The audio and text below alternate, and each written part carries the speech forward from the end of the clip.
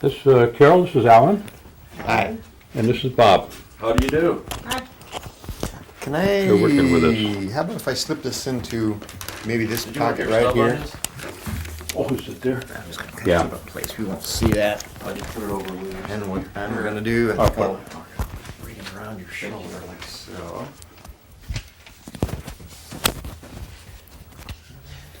It's funny, when we went to measure the place across the street yesterday, it was a lot smaller. I should have looked at this before. I don't know how to figure this out. Seemed to be, huh? Yeah, I don't know Get why more they did. information than I do. Well, it There's is been kind some of small. I genealogy think it's done. gonna be. It's because it's so Must be open, I nice. think. Oh, it's gonna be excellent for what you want. And we went out and priced the stuff yesterday that we're gonna stuff in there. Mhm. All kinds of options. Oh, good.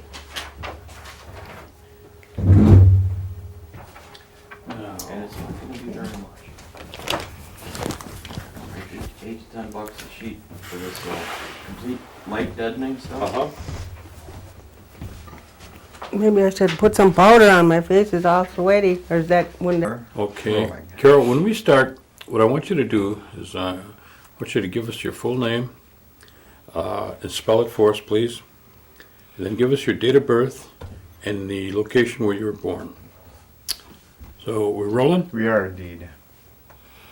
Okay, my name is Carol Leoana Smith.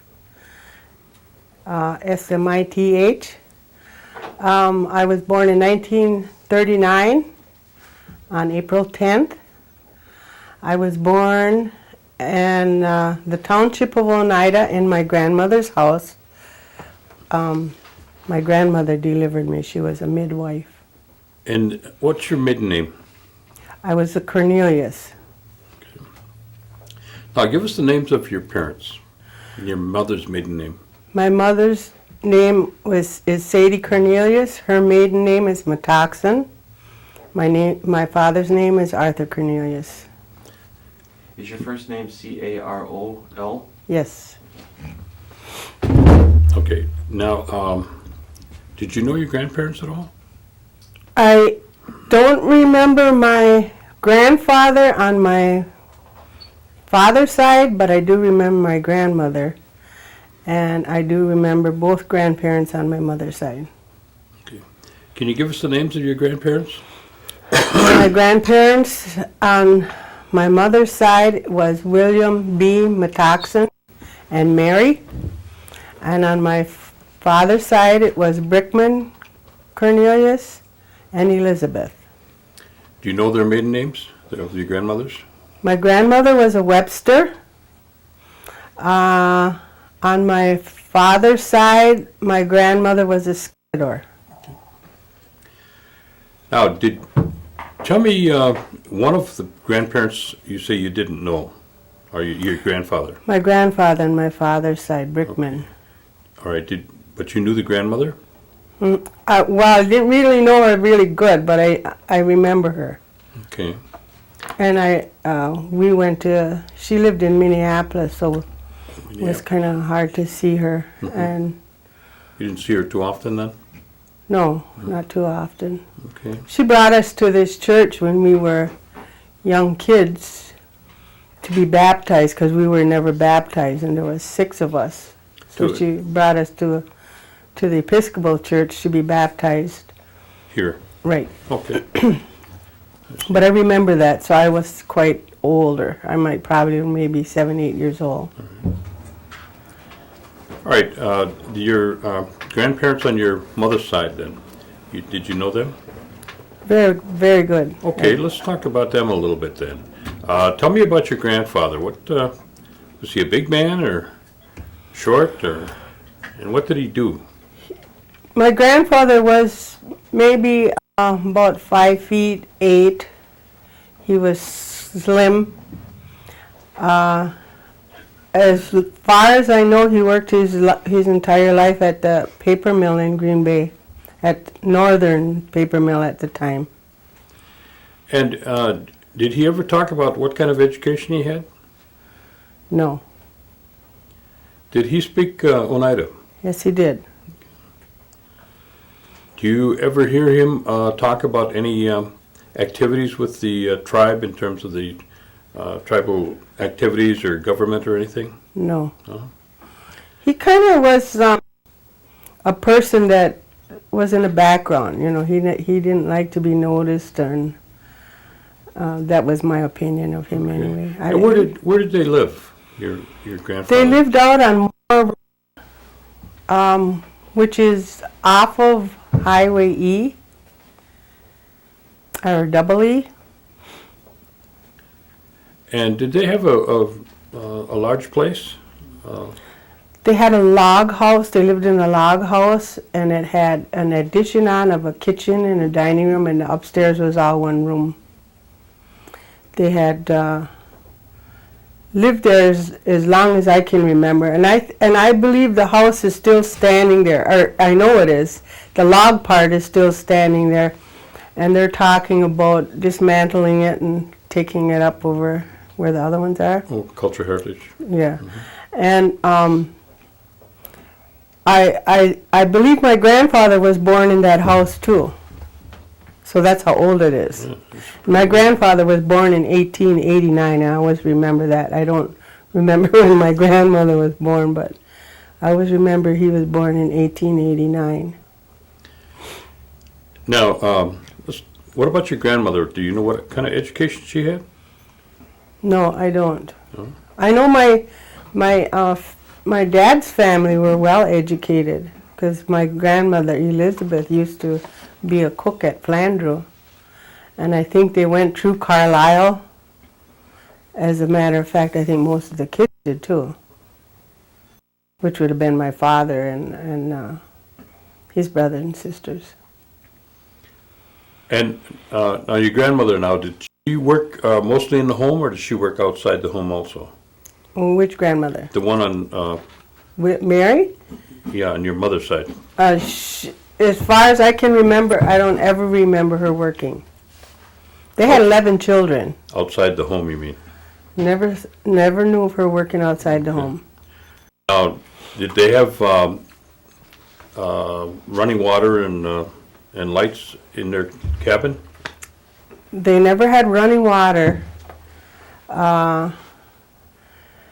I think I must have been about maybe 15 years old or so when they got electricity in. I remember my uncle and them installing it. And then grandmother got a new refrigerator, which she was so happy with. And the running water,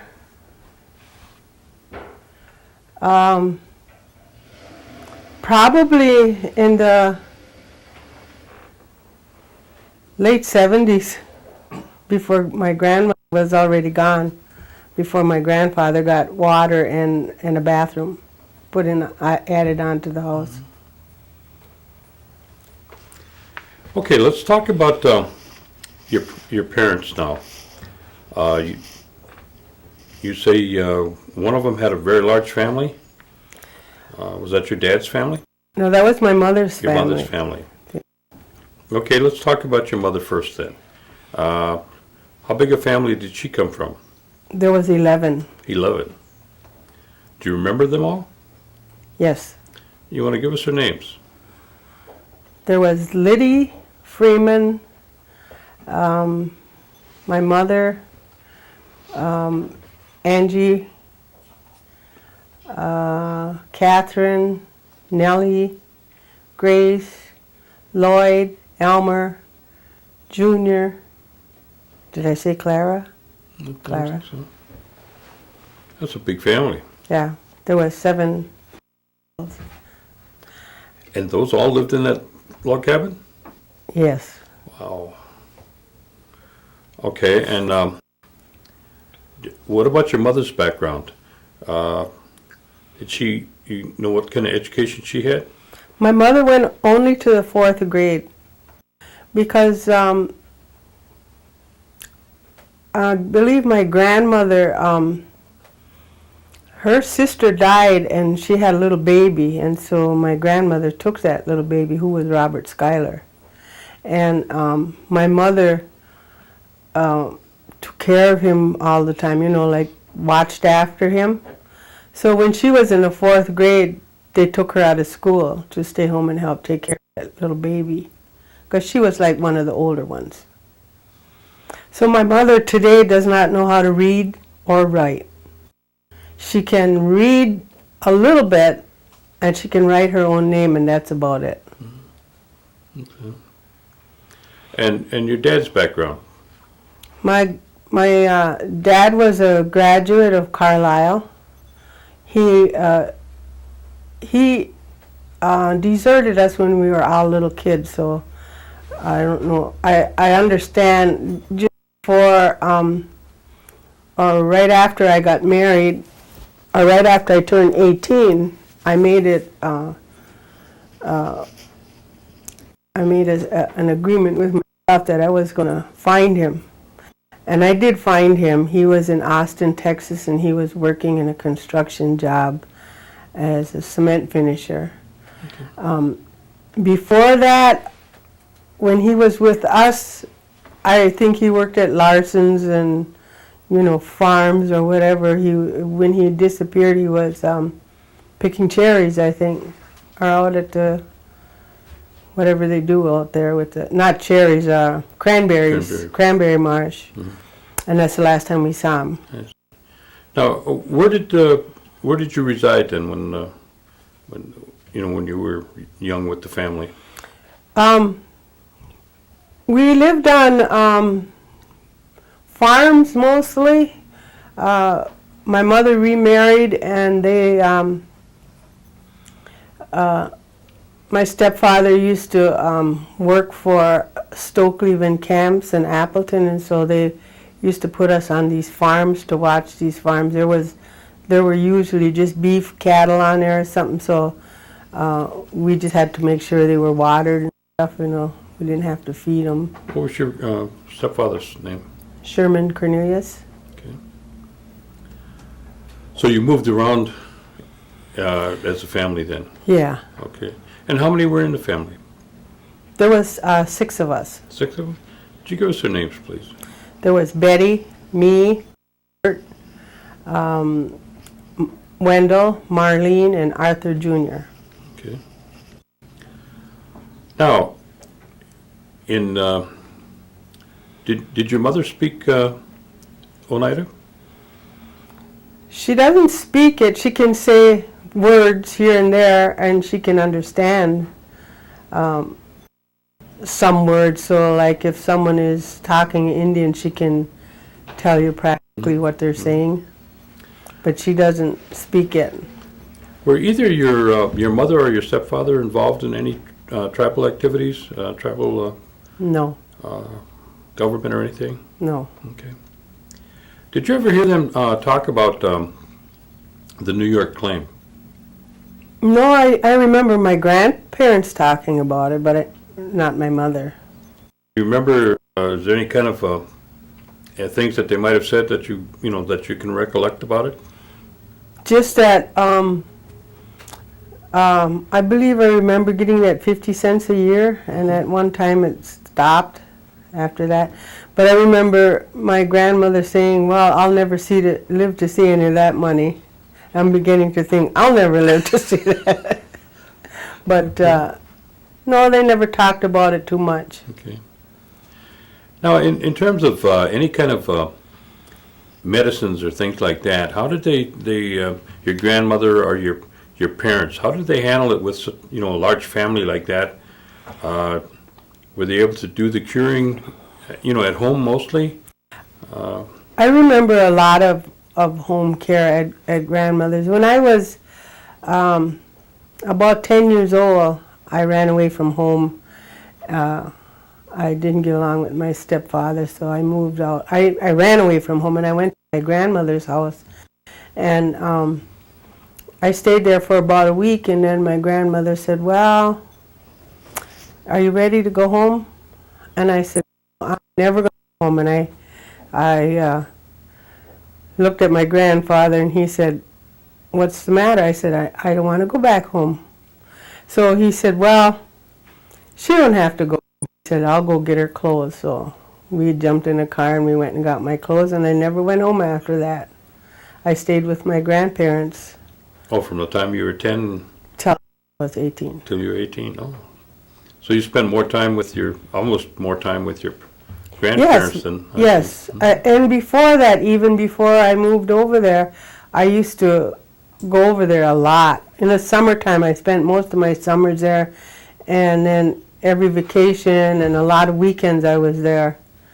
So I was very close to my grandparents on my mother's side. And how many kids were still at home with your grandparents then? Did they have any children at home when you were there? Just the youngest one, William Jr. Had another grandson that was living with them by the name of Herbie Metaxen, and he went into the service. And then my Uncle Junior got married, and there was always grandchildren living there. Well, there must have been with that many Yeah. There There was children. 3 of us there all the time, that lived with them. Now, where did you start school? We went to schools in the Freedom area. There was no school in our district, so I remember going to Elm Hill for a while, and then we went to 2, 3 other schools, moving us around into different schools, and the problem was always the transportation, and after a while then we got to go on a bus.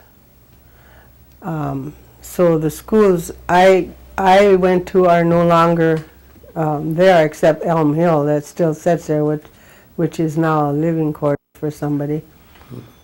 The other schools are all tore down. And where did your grandparents go to church then? That one I had a Methodist church, Methodist?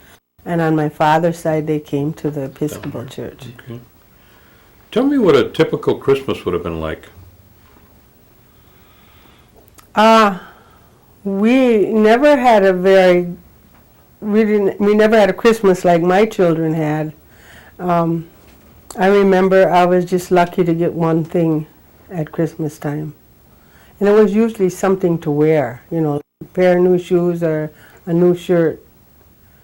We never got toys and had big celebrations. A lot of times we got together and went over by my grandmother's and everybody ate over there. But my Christmases and Easters aren't very pleasant memories. Okay. What about Huyan? We used to do that, again from grandmother's house. We would go around the block, a bunch of us. Did she ever tell you what that meant? She just told us it meant Happy New Year. I see. Okay. Now, we started, we're still going to school at Elm Hill. And where did you go after you left the grade schools? Where did you go? To Freedom High School. Freedom High School? Right. Okay.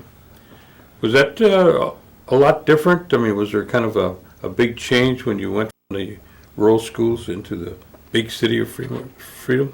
No. No? Pretty much all rural people there too. Huh? Farmers, mostly Yeah. farmers. Okay. And how was high school? I liked it. Unfortunately, I dropped the second year, but I did have good grades while I was going. I got married when I was 18 and moved to California. And who did My you marry? husband went on relocation. I was married to Eldred Nicholas then. Okay. And you moved to California. Right. And tell me about this relocation. What was that all about? I didn't go. He went by himself. He sent for me afterwards. But what was it? I mean, for somebody that doesn't know what relocation was about. It was trying to get to me, it was like trying to get the Indians off the reservation, and they helped you get a job and a place to live, and hope for you to better yourself, I guess. But as far as I know, it never worked, because everybody came home again. When we were out there then, Kenny Danforth and his wife was out there in Maryland and Lee. All went on relocation, and we were all back within 2 years, I believe. Except Kenny and his wife, they didn't come back. They went to Texas from there, I believe. So, once you moved out there, you stayed about 2 years. I don't believe we stayed 2 years. I think we stayed about a year. I see. Now, did the Bureau get you jobs or send you to school, or how was it handled? He was working at Bethlehem Steel, so he had a pretty good job until they laid him off. And so that's when we came back. I see. Okay, did you have any children during that time? One, One? And what's the name of your child? Bonnie. Bonnie? How old is she now? Bonnie was born in 57, so she's 45, somewhere around there. Any grandchildren? Yeah, I have 11 grandchildren, 11 grandchildren. Holy smokes. 2 great-grandchildren. And 2 grandchildren. Can you give me the names of the grandchildren? There's Carla, Misty, Nick, Krista, John, Jane, Rosa, Linda, Felicia, Miranda, and Little Nick. Wow. She's got a big family then. Yeah. And the 2 great-grandchildren. The 2 great-grandchildren are Destiny and call him Baby Frank because he's named after my son. Now, are they all around this area? Yes, except Carla. Carla is married and living in Madison. Okay. So you set the table, there's some times when you get quite a few around the table. Yes. Holidays, I usually don't invite anybody. I just cook, and they come. Okay, when you moved back, then what did you do from California? My husband was a construction worker, basically all his life, and I just stayed home and had my children. I had 5 children, and stayed home and took care of them. They were all in school, and then I went to work. And about what year was that you started working? Oh, probably in the late 60s. And where were you living at that time? Out on Van Boxel Road. And is that where you brought up your 5 children?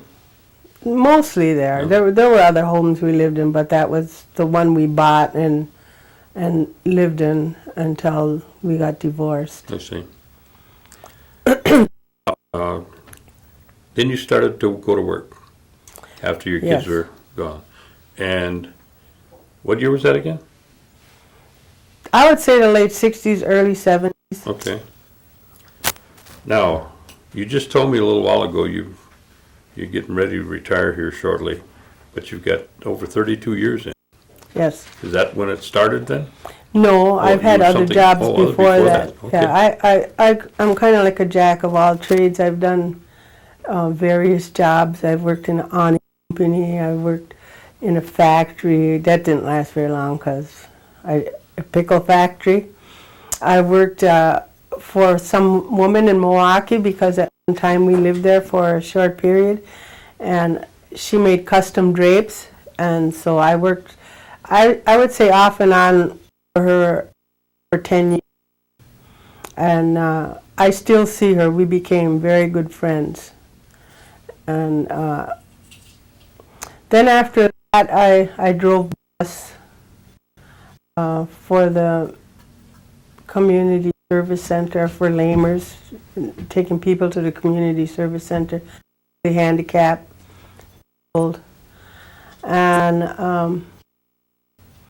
then I started working. I started as a community worker, and I believe we were in the tribal building then was at Chicago Corners. And Irene Moore was my boss, so that's where we were for a while. And then I went to the CAP office was up in the Mormon church. Well, tell me what a community worker is. What's the A responsibilities? community worker was basically a glorified cab driver. You took people around that needed to go get groceries. If they had doctor's appointments, you took them there. And basically that was most of the day's work, was Now, was hauling this people around. employed by the tribe, or was this with Great Lakes? I was employed with the tribe then. But then afterwards, when I went to work out of the old Mormon church, that was through Great Lakes Intertribal. And that was called a CAP office? Yeah. Okay. What does And CAP mean? Community Action Program. Okay. And there I done various jobs. Again, was taking people to the doctor's appointments, whatever they needed. And while I was working there, I started the emergency food pantry. I don't know if that's the same one that's still running, but it was one that I started out at. And then one time Percy sent me to a education conference. Loretta Webster was my boss, and she couldn't make it, so he said, well, why don't you send Caroline, he said. So I went. I didn't know what I was doing, but I went to all the workshops and stuff, and while I was there, I noticed in one of the workshops they were showing us slides of various activities that they had on their reservations. And while watching one of the slides, I noticed that there was a bunch of women working in this one big room, you know, and they kind of just flipped through it, and I thought, I stopped and I said, can you go back to that other slide? I'd like to see what these women were doing. And so they showed me, and she said, oh, that's a cannery. She said, they're working in a cannery. So I didn't say any more until afterwards. I went and talked to the lady, and she got me in touch with the woman that ran it. So I went home and I made a bunch of calls and got a hold of somebody out of the Ball Company in Indiana and asked them if they knew where there were some canneries that were in existence that were close to Green Bay. And they said the closest in Minnesota. So I jumped the plane and went and to see how theirs was running. And I kind of had the same idea that that's what I wanted for Oneida, was that cannery. And but ours was kind of hooked up with a co-op, a building where they worked, and on one side was the cannery, and on the other side was a little store where they bought seeds and all kinds of things by bulk and put them in smaller packages and sold them to tribal members. They also had community gardens. And they would plow up gardens for tribal members, and they would help them can their stuff, you know, and they would sell them on the shelves and stuff. So that was my idea when I came back. But we got all the proposals out, and we'd done the feasibility study, and we got the cannery going, we got the money, we got the employees, we got the location, we got the equipment, and then I moved on. Well, let's stop right there. Who's we? said Loretta we. Webster and we had to do the proposal, you know, and Now, give me a picture of the structure at that time. How many employees were there, would you guess? Or would you know, actually? 'Cause this was in the mid-'60s, right? I would say maybe around 50. 50? There were that many then, huh? I'm not really sure, because I remember making a community directory, and it listed all the programs and who was in charge, who all worked under who, and all that. And What year are we talking about again now? About This- 65? no, the 70s. Well, this is in the 70s. Okay. That was like 70, 72, and 73. All right. All right. So I get a picture of how many employees were working for the tribe about that time, but you figure around 50, huh? Might have been pretty close, Mhm. between Okay, 30 and okay. 50, maybe. All right, when you moved on from that position, where did you go? To the health center. I started a training course because I was on, that was about the time I got a divorce, and then I was on welfare. And I went to town and I was bitter and hurt, and I thought, well, I'm just going to sit and file welfare, and let the guy pay the county, but I think that was in July. I moved into town. August, September, the kids went back to school. And I would clean the house, make the beds, do the dishes, and I'd be all done by 10 o'clock in the morning. And I'd sit there and look around. Well, needless to say, that didn't last very long. I couldn't stand it. So I joined the WIN program through the welfare department, where they send you to school or training or whatever, And I was kind of interested in physical therapy, so they were sending me out to the community service center, and I can't remember that other program, but eventually they sent me out to Oneida to work at the health center to see what it was like. Well, I worked out here several weeks, and the job for CHR came up, and they asked me if I would apply for it. And CHR means what? Community health representative. And their responsibility is? We're back to transporting people again, and taking care of elderly's needs and whatever. How long had the health center been open at that time, would you guess? It wasn't very long because it was down at the Civic Center then. And this had been moved up towards E&EE when you started? It was still there when I Oh, it was. started, but then they moved. In the meantime, they built a new one. That was about the time it was all going on, I think. Okay. And so we moved up to the new clinic. So you became one of the, probably one of the first CHRs then? Yeah. Okay. And while I was a CHR, I wasn't. I was a CHR for quite a while, and I wasn't happy or satisfied with what we were doing. And Lorraine Bargeman was my boss at the time, and I used to tell her, I know this isn't what this program is for. We should be doing other things. And she said, well, what do you want to do? And I said, well, I think there was like 4 or 5 of us that were CHR, at least 4.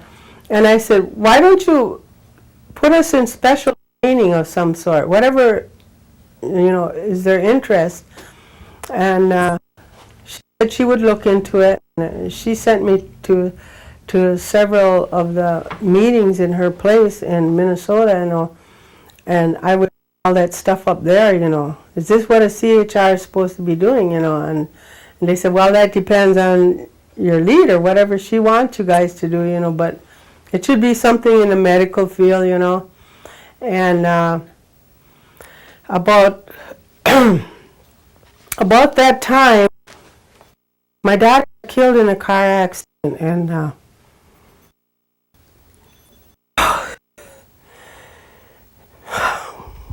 anyway. You want to take a break? I want you to have a glass of water. Yeah.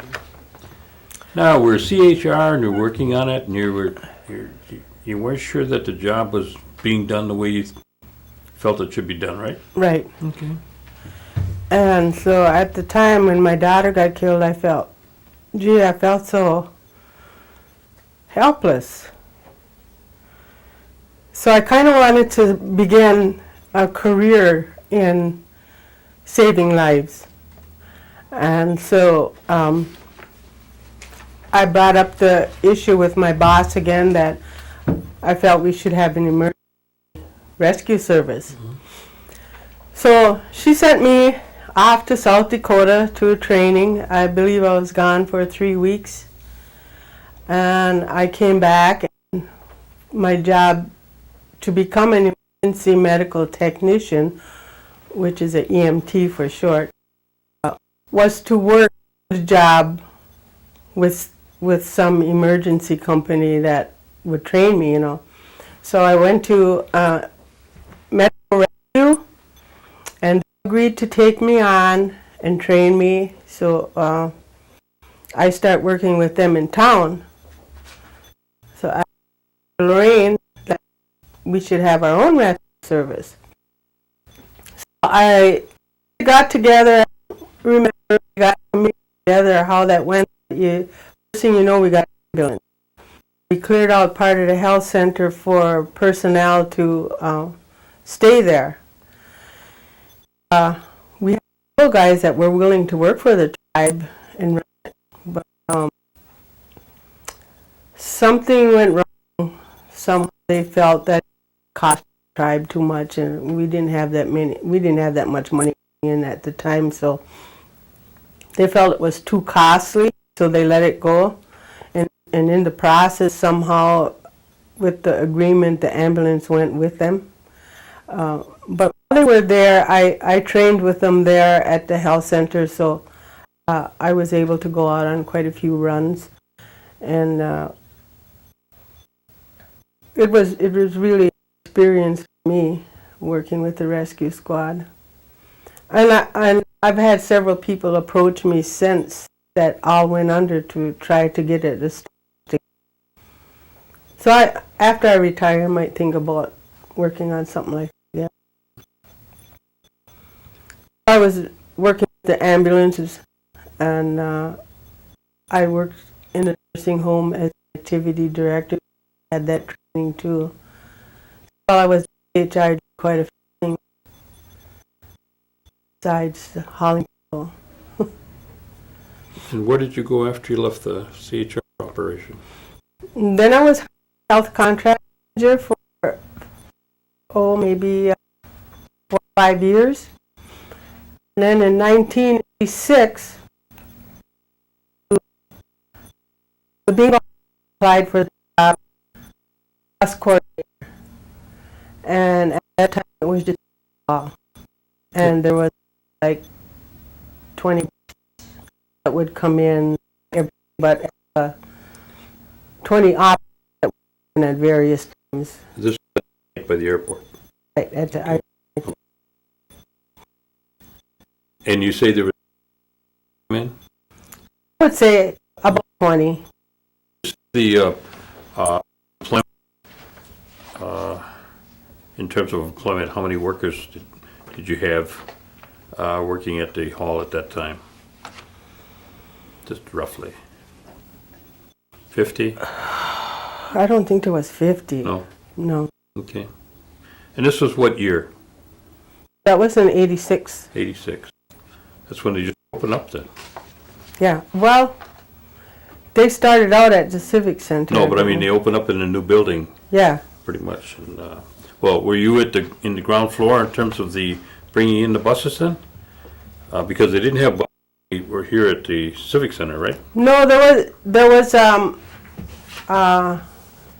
Donnie McLester was the first employee as the bus coordinator. Okay. And he started it, but when I got there, like I said, there was only about 20 buses. There was no records, there was no files, there was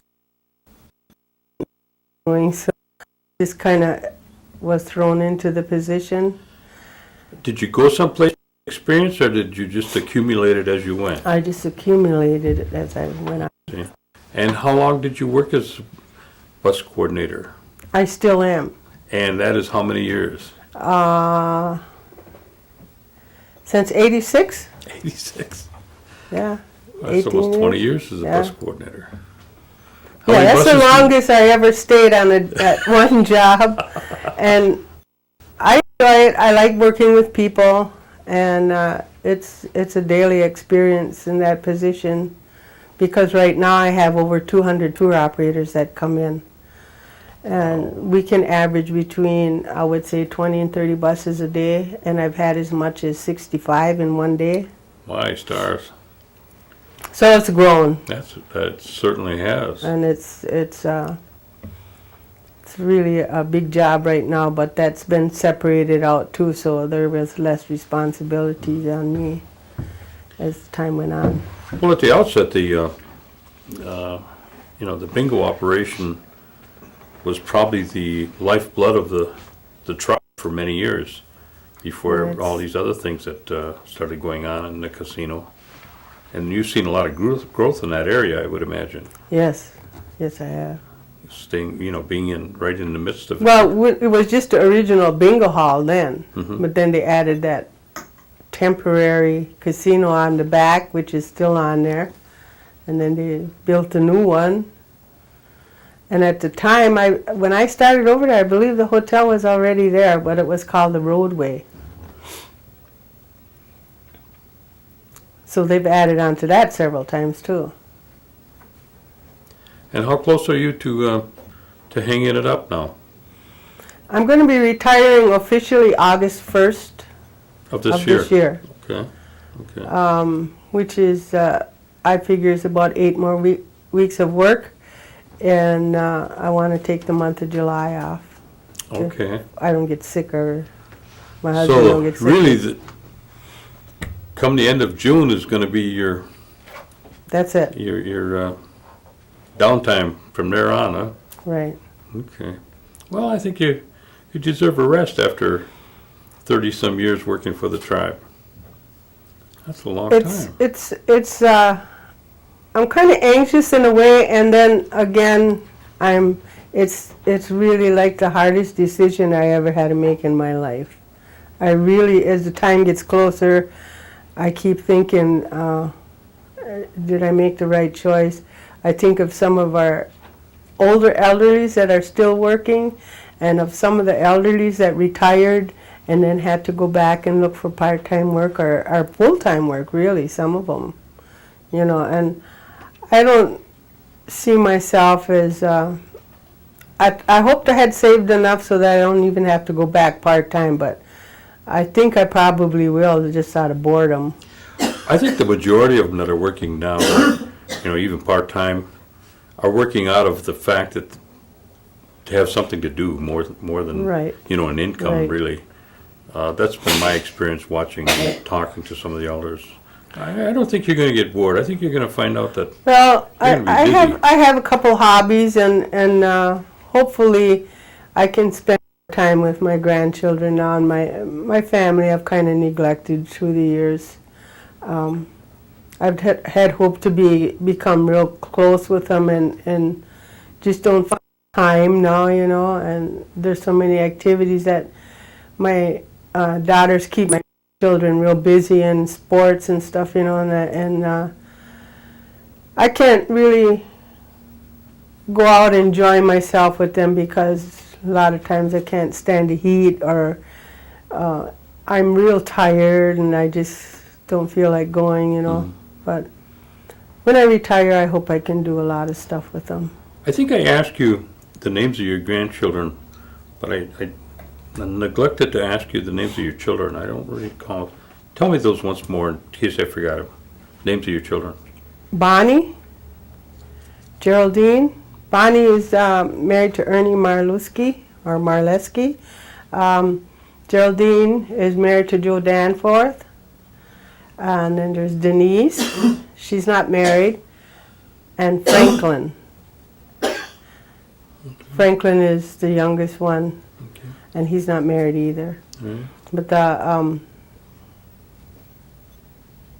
the second and the oldest is the one I lost. Okay. Her name was Linda. Linda. Now, all these years you've watched the tribe grow in leaps and bounds. And what are some of the things that you would have liked to see besides the emergency rescue be reinstated? Is there some other things that you'd like to see the tribe expand on or get into that maybe they don't at this point? I always dreamed of the tribe becoming self-sufficient. I don't believe gaming is going to be forever, and I believe the tribe relies on that too much. Especially outsiders, you know, they take a lot of things for granted because they're not actually here to see the things that we need. I always thought the tribe should get into more business adventures, but whatever they try seems to fail, you know. There's things out there that they can get into because, like I said, I don't think game is going to last forever, and we can't always rely on that. And if that ever fell through, we're going to have a lot of people out of work. Okay. What kind of recommendations would you give to the youth in terms of, you know, the future that's coming, and maybe help them in whatever way you could? The youth, I just don't think there's enough for them to do. There's not enough encouraging the children to finish school, graduate, and get into some special training field. I know my oldest granddaughter, she went on to college and got all her degrees, and she's doing really good.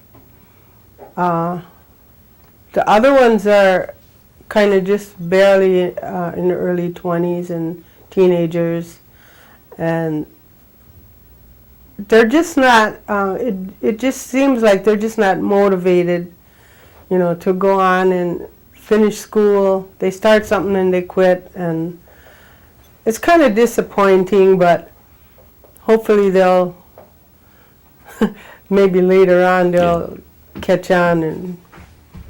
But it's something for myself, I kind of went through the same thing. You know, I remember thinking that I should go to school, I should go and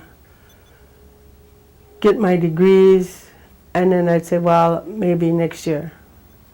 And it was always maybe next year. And I never did.